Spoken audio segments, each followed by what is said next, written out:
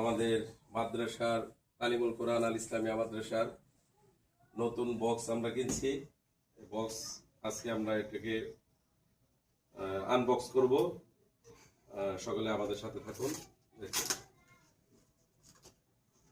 এটা আমি করতেছি আর এটা আমাদের মাদ্রাসার মুরব্বি হুজুর করবে।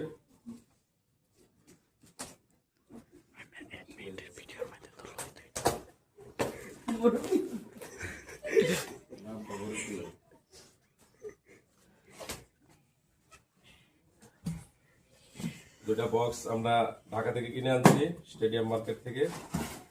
ওটা বক্স দাম পরে বলবো কেমন হয়েছে।